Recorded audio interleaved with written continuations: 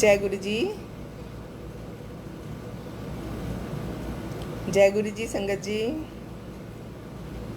देखो आया मेरा, चेक करना जरा इंटरनेट पे। जय गुरु जी। जय गुरु जी।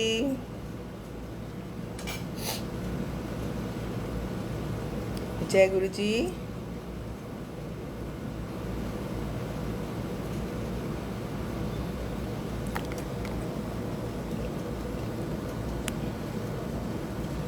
जय गुरु जी।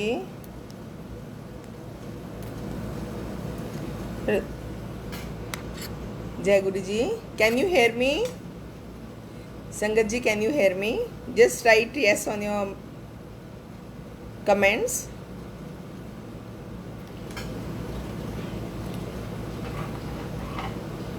जय गुरु जी। संगत जी, hello, can you hear me? Just tell me. मेरे को प्लीज बता दीजिए यस कि मुझे सुनाई दे रही है आपको मेरी आवाज। जय गुरु जी। जय गुरु जी टू द संगत एंड गुरु जी का बहुत बहुत शुक्राना। जय Guru ji. Can you hear me? Just tell me. Okay, yes. Sorry संगत जी, आज थोड़ा सा इंटरनेट कनेक्शन की वजह से थोड़ा लेट हो गए। सो थोड़ी सी संगत जुड़ जाए, then I start with my सत्संग। Is my voice okay? Okay, that's fine. So सबसे पहले गुरु जी का शुक्राना एंड गुरु जी को बहुत बहुत नमन, कोटि कोटि नमन एंड संगत का स्वागत है मेरा सत्संग सुनने के लिए और मेरे एक्सपीरियंसेस शेयर करने के लिए। जय Guru ji to all of you and I start with my सत्संग। आज फिर गुरु जी का हुक्म हुआ कि गुरु जी चाहते हैं कि मैं अपना सत्संग शेयर करूं आप लोगों के साथ। सो आई स्टार्ट विद माय सत्संग फ्रॉम द बिगनिंग कि गुरु जी से हम कैसे जुड़े और गुरु जी ने रादर हमें कैसे बुलाया अपने पास और हम गुरु जी ने हम पे क्या क्या कृपाएं करी। So we were posted in Bareilly. मेरे अंकल भारत पेट्रोलियम में काम करते थे एंड उधर उनको हार्ट अटैक आया and we requested for a transfer to Delhi because my parents and my relatives were staying in Delhi. तो हमारी ट्रांसफर नोएडा हो गई। 97 एंड की बात है। सो आई थिंक जब हम दिल्ली आए तो मेरी आंटी हैं, she is my cousin sister, Asha Mehra aunty. तो उनके घर गुरुजी ने ब्लेस करने के लिए आना था। तो जब उनको पता चला मेरी आंटी को कि ऐसे ऐसे मेरे अंकल को हार्ट अटैक आया, तो उन्होंने बोला कि हमारे गुरुजी हमारे घर आ रहे हैं, तो आप हमारे घर आइए और हम गुरुजी की ब्लेसिंग्स लेने के लिए। तो उन्होंने सत्संग था, सत्संग में रादर हमें इनवाइट किया। सो सत्संग में भी हम लोग पहुंच नहीं सकते जब तक गुरुजी की आज्ञा ना हो, गुरुजी का हुक्म ना हो। गुरुजी के यहाँ कुछ भी कोइंसिडेंस नहीं होता। गुरुजी चाहते हैं हम तभी सत्संग कर सकते हैं, हम तभी किसी को बुला सकते हैं और वो तभी मंदिर या सत्संग में पहुंच सकता है। गुरुजी की आज्ञा के बिना कोई गुरुजी के साथ जुड़ भी नहीं सकता। सो आज फिर मैं गुरुजी का शुक्राना करती हूँ, मुझे उन्होंने मौका दिया। तो हम वो आंटी के घर गए तो गुरुजी ने गुरुजी बैठे थे अपने एक चेयर पे, सिंहासन पे। तो हमने माथा टेका गुरुजी को, जैसे सब लोग टेक रहे थे हमने भी टेका। हम पहले तो कभी मिले नहीं थे गुरुजी से। सो गुरुजी तो अंतर्यामी थे नहीं हैं। तो गुरुजी ने मेरे अंकल को बोला कल एम्पायर स्टेट आ गई और लोटा लेके आई। उन्होंने एक ओम भी लाने को कहा था।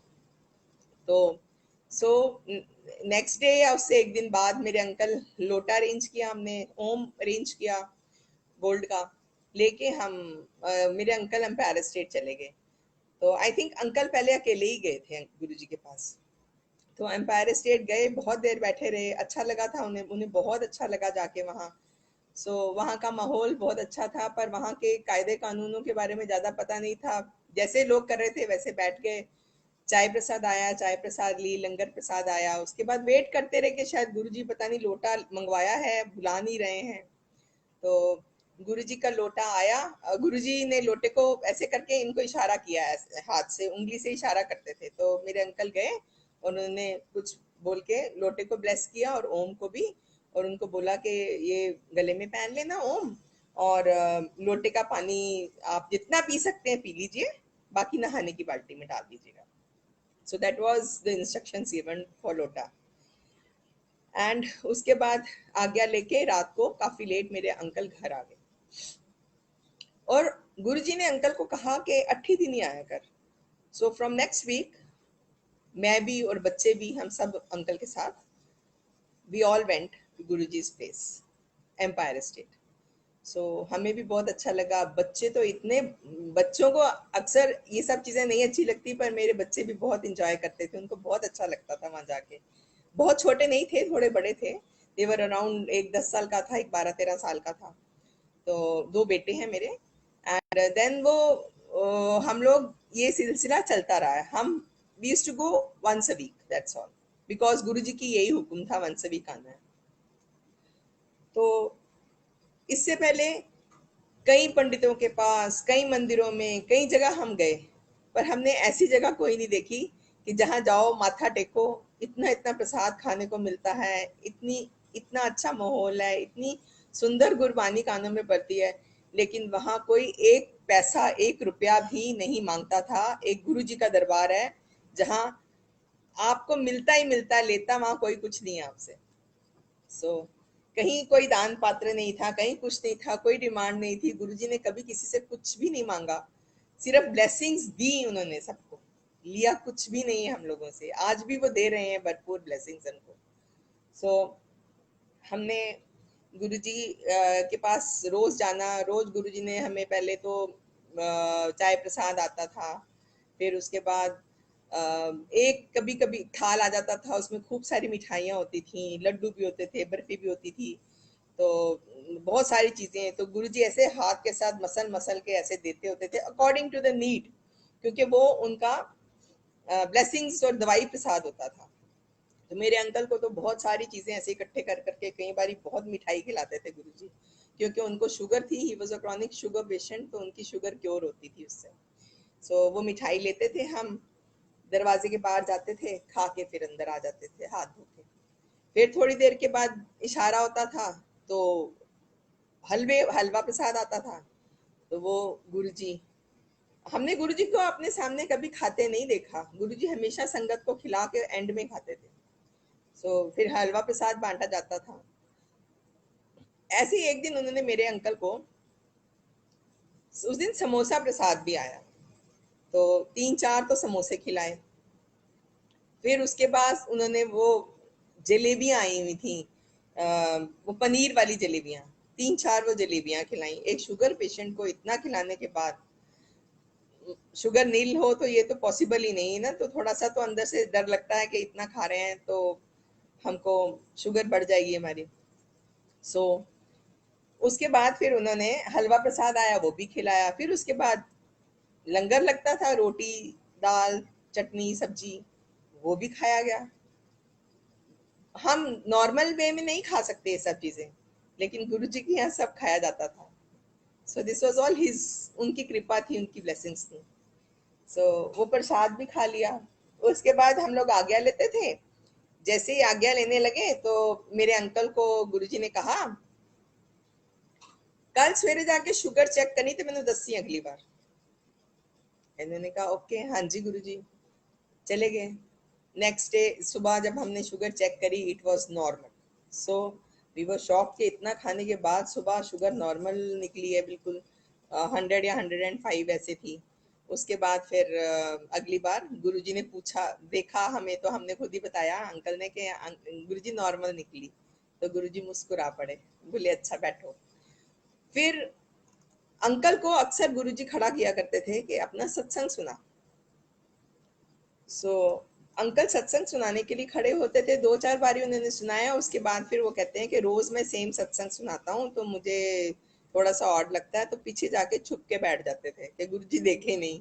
गुरुजी तो आप जहां भी बैठोगे उनको तो पता होता था हम क्या कर रहे हैं, क्या सोच रहे हैं, क्या देख रहे हैं।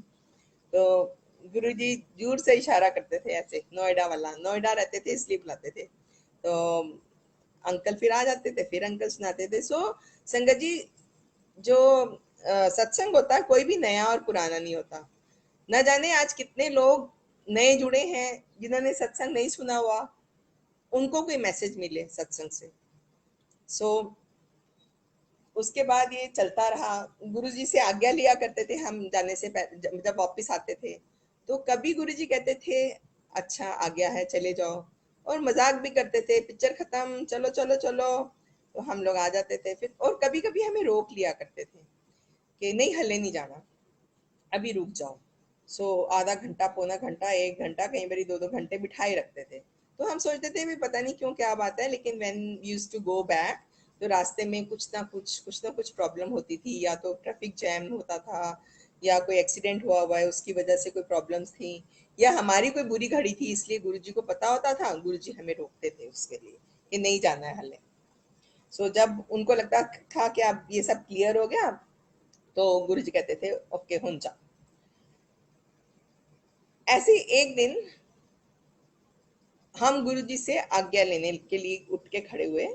तो गुरुजी ने क्या हल्ले नहीं जाना, तो उन्होंने कहा कि हम बड़े मंदिर चलेंगे। तो उन दिनों बड़ा मंदिर बन ऑलमोस्ट बन चुका था, एंड ही था उसका, बन बन चुका था। तो गुरुजी हमको लेके गए वहां मंदिर। उस वक्त बहुत सुनसान इलाका था वो।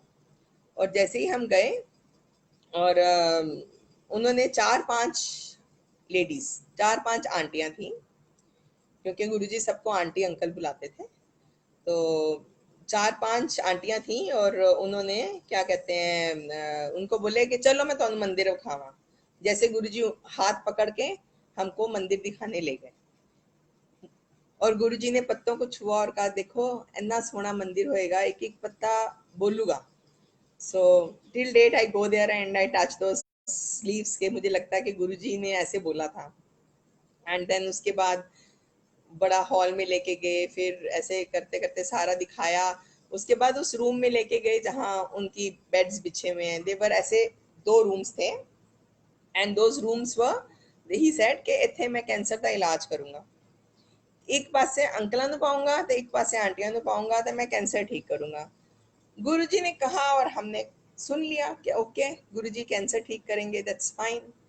क्यों हमें नहीं पता था कि क्यों गुरुजी ये कह रहे हैं, पर गुरुजी की हर बात का एक मतलब होता था, क्योंकि गुरुजी हमारा अगला पिछला सारा अकाउंट जानते थे। हम गुरुजी के अंदर घुसते ही हमें वो स्कैन कर लेते थे, उनको हमारा सारा पता होता था कि क्या होने वाला है, क्या हो चुका है, और क्या क्या हमारे कर्मा हैं जो गुरुजी ने कटवाने हैं।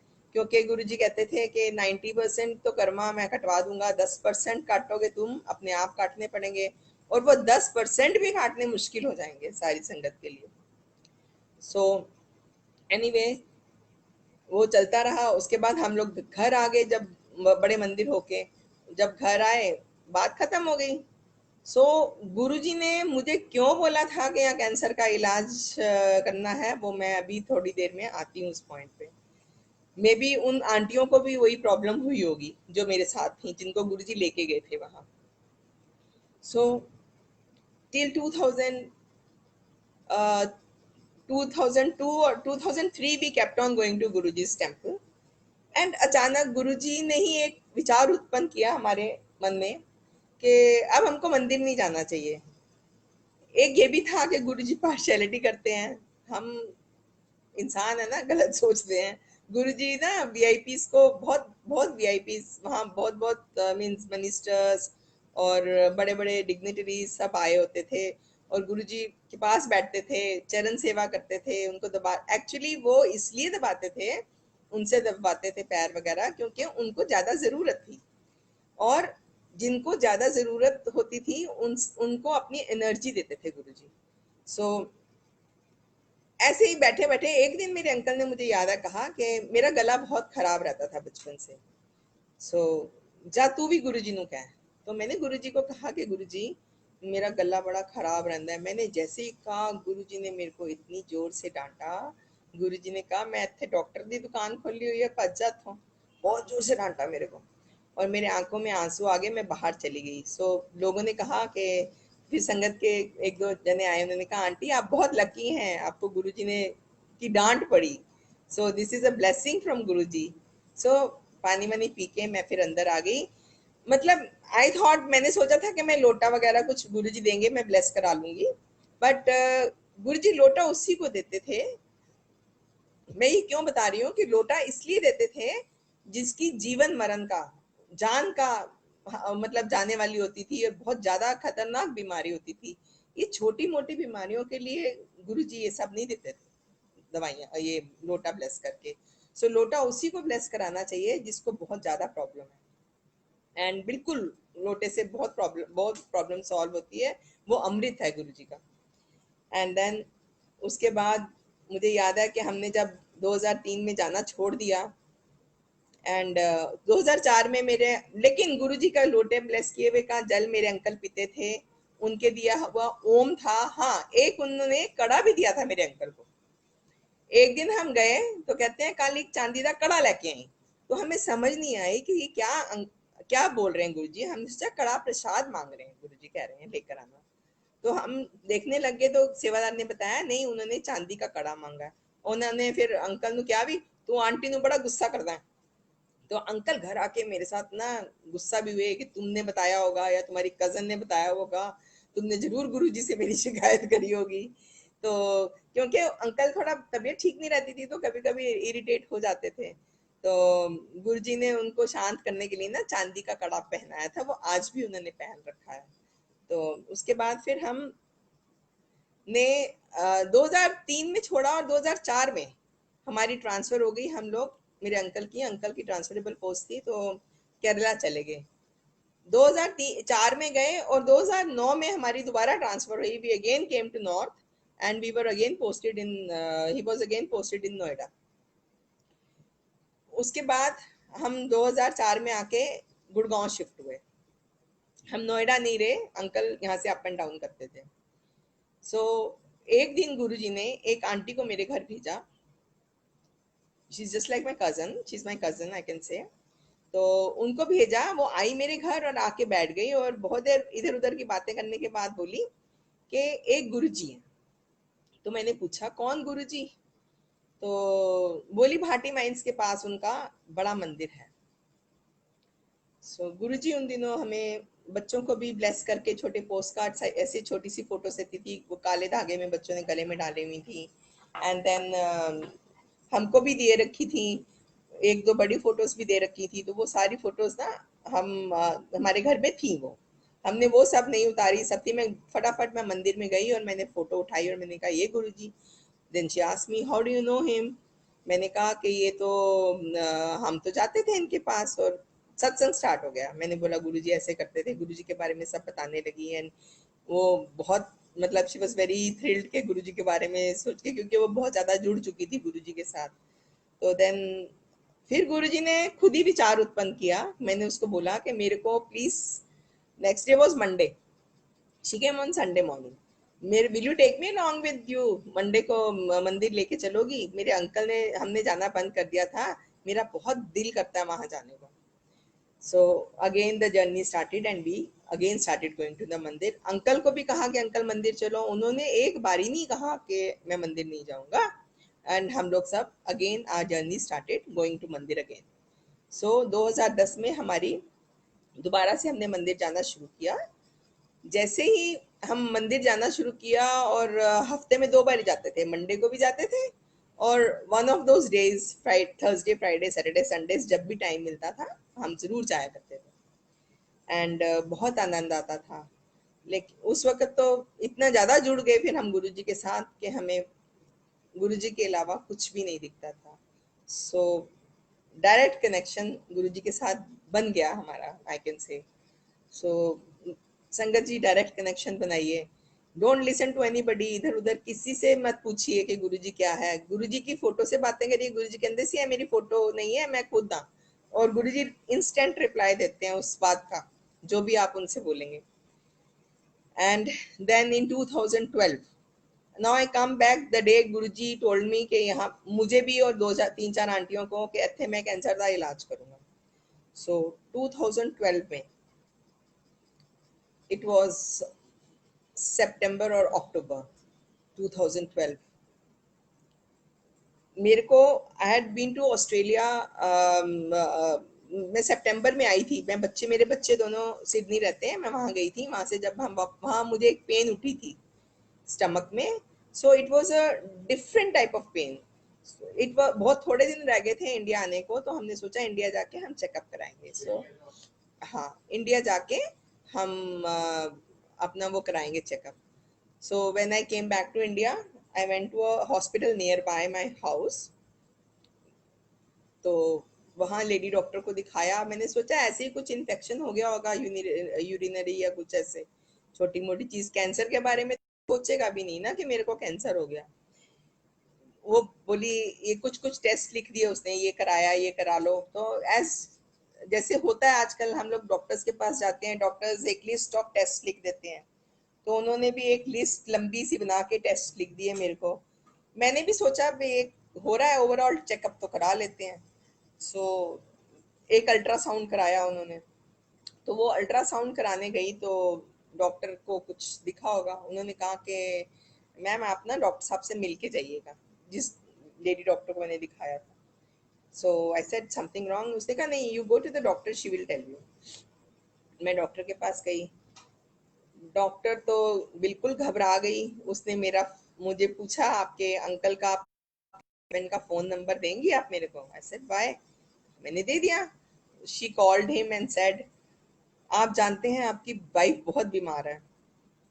तो मेरे अंकल ने कहा नहीं, वाइफ तो बीमार नहीं है, बीमार तो मैं हूँ. Because he was a chronic heart patient and sugar patient, he had various symptoms.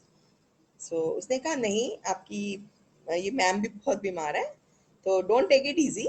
आप आपको यहाँ नहीं कराना, because it was a small hospital near by. आपको जहाँ भी विश्वास है आप इनको लेके जाइए, और कल ही लेके जाइए और पूरा चेकअप कराइए. तो next day morning we went to, we were staying in Gurgaon, तो आर्टेमिस हॉस्पिटल लेके गए. वहां लेके गए तो वो डॉक्टर सारे पेशेंट्स को छोड़ के मेरा हाथ पकड़ा. जब चेकअप किया उसके बाद मुझे एमआरआई की मशीन में डाला. संगत जी, मैं इतनी डरपोक थी. मैं किसी इवन अपने बच्चे को भी इंजेक्शन लगते देख लेती थी ना, मैं फेंट हो जाती थी, वहीं पे बेहोश हो जाती थी. किसी का हाथ कट गया, मैं बेहोश हो गई. सो this was my regular feature, मेरे साथ ऐसे होता था. सो उन्होंने कहा मशीन में डालने. मैंने कहा नहीं, मैं तो नहीं जाऊंगी इसके अंदर. So doctor scolded me, says no you have to go. बस 5 मिनट 10 मिनट, 5 मिनट 10 मिनट करते करते 1.5 घंटा उन्होंने मेरे को मशीन में डाला. और मैं गुरु जी का नाम लेती रही, मंत्र जाप करती रही, डरती रही, डरी हुई थी बहुत कि ये क्या हो रहा है. तो उसके बाद मेरा चेकअप हो गया. तो आई केम आउट. तो देयर वाज अ बॉय जिसने मेरे कपड़े चेंज कराए थे, वो मेरे साथ गया, मेरा हाथ पकड़ के. आई सेड मेरा हाथ क्यों पकड़ रहा है, जैसे कोई बेचारा होता है. So I change my clothes and then he said कि मैम आपने कभी अपना चेकअप नहीं कराया. आई सेड क्यों. कह रहा कुछ नहीं, डॉक्टर साहब बताएंगे. उसके बाद मैं डॉक्टर के पास गई तो इसे कुछ और थोड़े से और टेस्ट कराएंगे हम आपके. So that doctor she took me, she gave me this thing, PET scan के लिए उन्होंने लिख दिया. सो नेक्स्ट डे मॉर्निंग खाली पेट आ जाइएगा, आपका टेस्ट हो. मैं गई तो ऐसे देखने लगी अगल बगल. It was a cancer department and PET scan का वो था. तो आई सेड मुझे क्या कैंसर ही, कैंसर वाली जगह पे क्यों भेज दिया है. सो मेरा पेट स्कैन हुआ. सो पेट स्कैन में निकला it was an ovarian cancer. कोई सिम्टम्स नहीं थे मेरे को. पूरी बॉडी में फैल चुका था. लंग्स लिवर सब इफेक्ट हो चुके थे. And doctor said only 6 months more to go. 6 महीने से ज़्यादा जिंदगी नहीं है. क्योंकि मेरे अंकल ने, मेरे ब्रदर्स ने, सब ने तीन चार डॉक्टर्स को कंसल्ट किया था. सो दिस है कि बहुत, it's a fourth stage, last stage है. बहुत बुरी कंडीशन में है ये. But Guruji is there to save us ना. तो गुरुजी ने, मुझे पूरा विश्वास था कि गुरुजी साथ हैं, मेरे को कुछ नहीं होगा.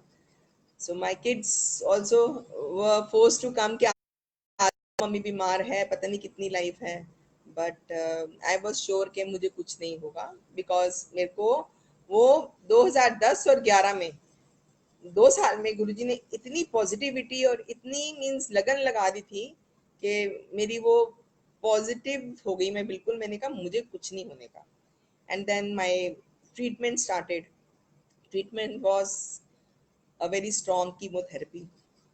सो I was given twice a week मुझे होती थी कीमोथेरेपी। एक दिन मैं टेस्ट कराती थी अपने, दूसरे दिन वो लोग रिपोर्ट्स देखते थे। So I think 4 days a week I was in the hospital.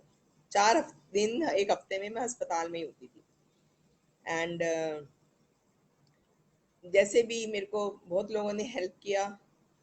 मेरी एक फ्रेंड्स हैं, संगत के लोग हैं, उन लोगों ने काफ़ी मेरी मदद करी। Since my kids are not here, so uncle was not feeling well, तो उनको लगा कि पता नहीं क्या होगा, थोड़ा डिप्रेशन में आ गए वो। सो गुरुजी ने वो भी अरेंजमेंट करा दिया। तो गुरुजी पे विश्वास करो, गुरुजी सब क्लियर कर देते हैं रास्ता हमारा। उसके बाद मेरी कीमोथेरेपी ऐसे 3 महीने हुई। वो 3 महीने की कीमोथेरेपी को वो लोग 3 सेट्स कहते थे, जबकि मेरी हफ्ते में 2 दिन होती थी कीमोथेरेपी। एंड वो होने के बाद देन डॉक्टर सेड के अभी एक पेट स्कैन करा के देखते हैं क्या हुआ। तो संगत जी मेरे पेट स्कैन के लिए मैं गई। मेरे साथ वही मीनू मीनू आंटी है, मीनाक्षी आंटी, वो मेरे साथ थी। She went with me. So करने के बाद पेट स्कैन उन्होंने बोला कि मैम आप अपने कपड़े चेंज मत करिएगा। वो बोली, दीदी बुलाती है मेरे को, दीदी क्या हुआ, क्यों ऐसे बोल रहे हैं? मैं क्या कुछ नहीं होना, नु लब्या ही नहीं होना कुछ मेरी रिपोर्ट टाइम। मैं ऐसे ही कैजुअली बोल दिया मैंने।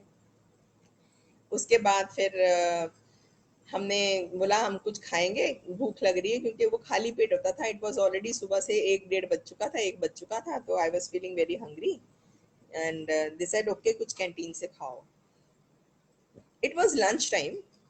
कैंटीन गए तो शी आस्क्ड मी क्या खाना है। I was not allowed to eat raw things like salads.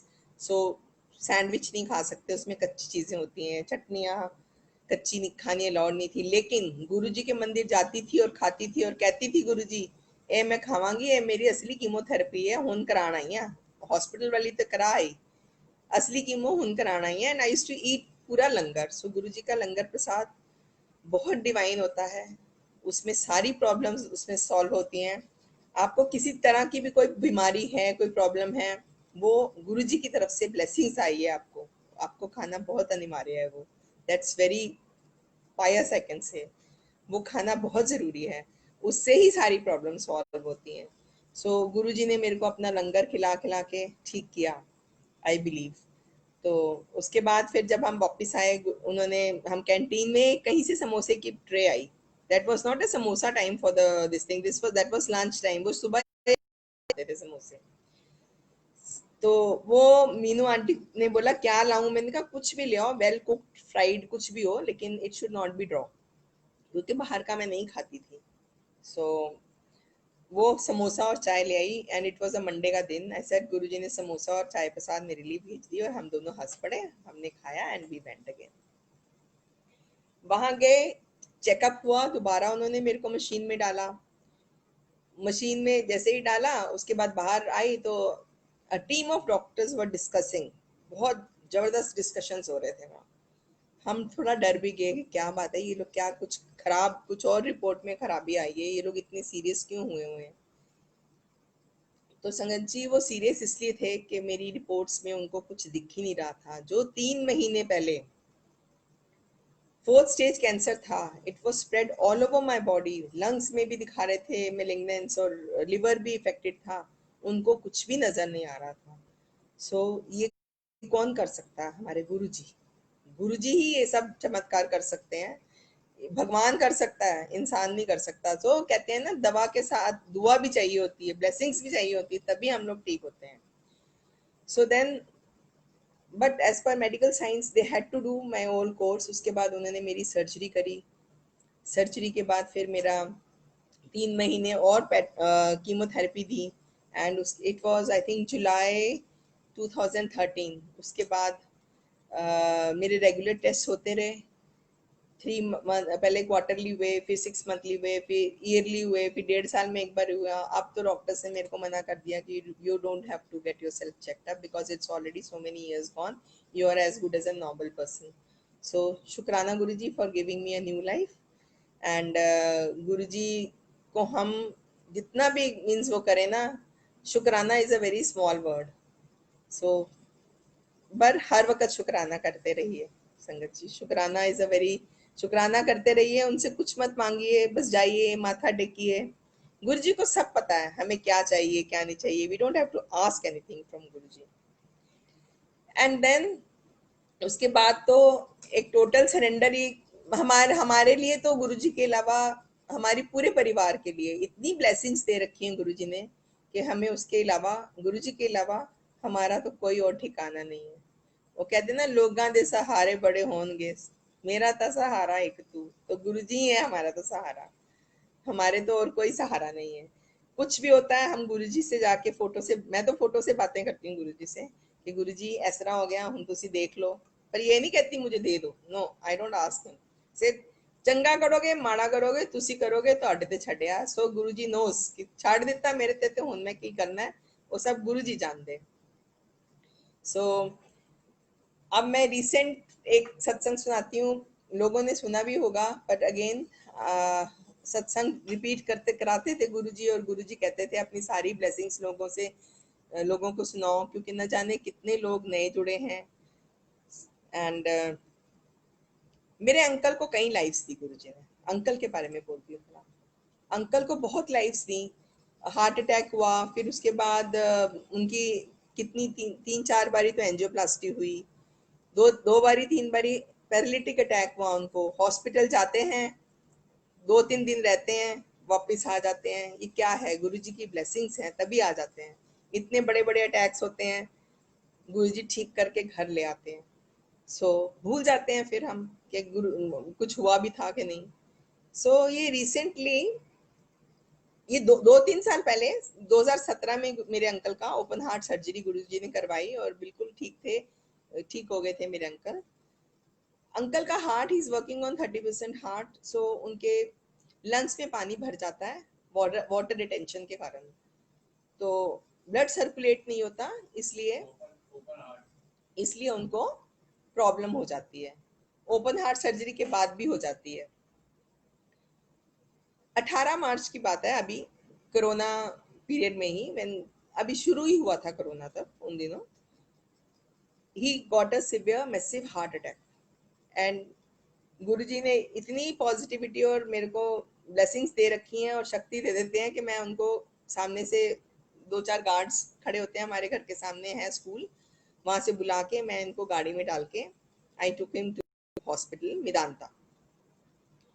मिदांता ले गई और डॉक्टर्स सेड कि he is in a very critical condition, because सांस भी ली नहीं जा रही थी, तो ये भी प्रॉब्लम लग रही थी कि कहीं कोरोना तो नहीं है। तो कोरोना के बारे में सोच ही रहे थे हम लोग, तो उन्होंने कहा ओके हम टेस्ट करेंगे। तो उन्होंने वहां जाते ही उनको पहले तो वेंटिलेटर पे डाला, मुंह में पाइप्स डाल दी, हाथ बांध दिए। It was a very bad state. I मेरे सामने किया, मैं देख नहीं पा रही थी, but I had to see. वो करके फिर उसके बाद उनको एडमिट कराया। He was on ventilator in ICU for 3 days।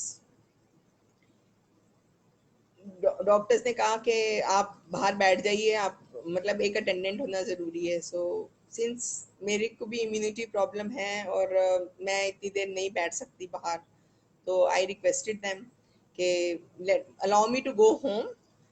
Phone के ऊपर आई एम अवेलेबल 24/7। आप मेरे को फ़ोन करोगे, मैं 10 मिनट में यहाँ होंगी, बिकॉज मैं, हमारा घर बहुत दूर नहीं है। मैंने पूरा काउंट किया, it takes 6 minutes to reach Medanta hospital. तो उन्होंने बोला अच्छा ठीक है, तो आप जाइए। अगर वो लोग बिठाते इसलिए हैं कि उनको कंसेंट लेनी होती है कुछ भी ट्रीटमेंट शुरू करने से पहले। सो मैं उनको हॉस्पिटल छोड़ के घर आ गई। नेक्स्ट डे भी जाती थी, सिर्फ 15 मिनट सुबह, 15 मिनट शाम को अलाउड होता था, और जाके मैं यूं देख के आ जाती थी। एक दिन गई, गुरुजी को कह के गई थी कि गुरुजी बच्चे इतने नहीं है, मैं कर लिया, हुन तुसी वेख लेना जो भी करना है, दे सकते हो तो मैं नहीं कमांगी कि तुसी दे दियो, मैं मंगांगी कुछ नहीं तोड़े तो तुसी जिन्नी एक्सटेंशन देनी है दे दियो ते सब है ठीक हो जाए बे। I need my people along with me because that was a very bad state, कोई भी आने को तैयार नहीं था, there was no help from outside. तो तीसरे दिन, एक दिन गई मैं, वेंटिलेटर पे बैठे थे, दूसरे दिन गई थे वेंटिलेटर पे थे, तीसरे दिन भी। और फिर जब मैं थर्ड डे गई सुबह तो he was talking to the nurses and I think चाय पी रहे थे कि क्या कर रहे थे। सो आई 2 मिनट तो मैं ऐसे होके शॉक हो गई। आई सेड जय गुरु जी। तो गुरु जी ने एक्सटेंशन दे दी। उसके बाद फिर उन्होंने 2-4 दिन उनको इनको रूम में शिफ्ट किया। अगले दिन 2 दिन और रखा, मतलब 3-4 डेज रख के आईसीयू में। फिर नेक्स्ट डे उन्होंने इनको रूम में शिफ्ट किया, वहां भी 2 दिन रखा। एंड बिकॉज वो कोरोना शुरू हो चुका था सो एवरी देवर खाली करा रहे थे वो लोग हॉस्पिटल्स। जाइए जाइए जाइए घर जाइए, ठीक है आप ले जाइए। तो मेरे अंकल को छुट्टी दे दी और हम घर आ गए, मेडिसिन प्रिस्क्राइब कर दी। So this was on 24th we came back. 29th again he got a paralytic attack. Then again I said Guruji एक ही उनकी करा मैं। एंड तब तो बॉडी, हाथ पैर स्टिफ हो गए, मैं गाड़ी में भी नहीं ले जा सकती थी। I had to call an ambulance. Ambulance call की मैंने, उसमें लेके गए वो लोग। Again he was admitted, he was in the ICU. Again 1-2 दिन आईसीयू में रखा। हाथ पैर चलने शुरू हो गए, गुरुजी की कृपा से सब ठीक हो गया। फिर 3 दिन रखने के बाद रूम में फिर डॉक्टर्स कहते हैं अब इनको ले जाओ ले जाओ ले जाओ घर ले जाओ। देन गुरुजी ने थोड़ी सी सिक्स सेंस और थोड़ी सी अलर्टनेस सिखा दी है।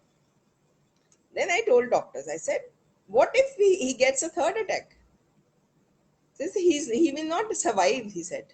डॉक्टर मेरे को बड़े कूलली कहता है कि फिर ये बचेंगे नहीं। मैंने कहा कमाल है डॉक्टर साहब, आप कह रहे हो ये बचेंगे नहीं और आप मुझे कह रहे हो इनको घर ले जाओ, आप लिख के दोगे। देन मैं थोड़ा गुस्से से बोली, I said you are a cardiologist, you are a neurologist. दोनों, क्योंकि इनको पैरालिटिक अटैक हुआ था तो न्यूरो वाले भी कर रहे थे इनका treatment. I said I don't know, इनका हार्ट पंप नहीं करता, ब्लड सर्कुलेट नहीं करता, आप जो भी करना है इलाज करिए, आप मेरे को छुट्टी दे दे के घर मत भेजिए बिकॉज मैं अकेले हैंडल नहीं कर सकती इनको। So then both of them they discussed और उन्होंने प्लान किया एक पेस मेकर डालने के लिए, कि पेस मेकर डाल देते हैं, उससे थोड़ा वो हार्ट को कंट्रोल कर लेगा pacemaker. So a pacemaker was inserted, जो कि फिर उसके बाद 2-4 दिन रख के उन्होंने घर भेज दिया हमें। एंड शुक्राना गुरु जी का, अब अंकल ठीक हैं, अपने लायक हैं, चलते हैं, वॉक करते हैं। तो गुरु जी ने एक न्यू लाइफ उनको और दी। और इसी तरह सत्संग तो बहुत है, हम दिन रात उनके सत्संग करते रहे तो खत्म तो नहीं होंगे। तो गुरु जी बहुत सत्संग देते हैं, कुछ भी बला आती है ऐसे छू के निकल जाती है, कोई हार्म नहीं होता। सो मैं तो यही कहूंगी कि गुरु जी को मानिए, उनसे मांगिए नहीं। उनको गुरु जी प्यार मांगते हैं, गुरु जी भाव मांगते हैं। गुरु जी को कुछ चढ़ाने के लिए कुछ जरूरत नहीं है कि गुरु जी मंदिर जाते हैं तो बस एक बात कहूंगी कि डायरेक्ट कनेक्शन बनाइए, डोंट लिसन टू एनीबडी। कोई कुछ भी कहे कि ऐसे नहीं होता, गुरु जी ने कोई रिस्ट्रिक्शंस नहीं लगाई पूजा पाठ करने की। गुरु जी कहते हैं उठते बैठते सोते जागते जब मर्जी प्रेयर करो मेरी, जैसे कर सकते हो, बस गुरु जी को याद रखो, गुरु जी को भूलो नहीं। क्योंकि गुरु जी हमारा प्यार देखना चाहते हैं कि हाउ मच यू लव गुरु जी। सो संगत जी गुरु जी से प्यार करिए, उनसे जुड़ के रहिए, वो भाव मांगते हैं। आई होप जल्दी जल्दी से ये कोरोना पीरियड खत्म हो, वी आर मिसिंग मंदिर, वी आर मिसिंग सत्संग्स, दोबारा से शुरू हो। अभी भी अच्छा लगता है सबके साथ सत्संग करना, शेयर करना, because so many people are listening, कितने लोगों को जवाब मिलता है इनसे। लेकिन गुरुजी जल्दी जल्दी कोरोना पीरियड को खत्म करिए, कोई वैक्सीन निकलवाइए और सबको, सब पे अपनी कृपा करिए। सो शुक्राना गुरु, जय गुरु जी। बाकी के एक्सपीरियंसेस नेक्स्ट टाइम शेयर करेंगे। जय Guru ji to all the संगत, शुक्राना।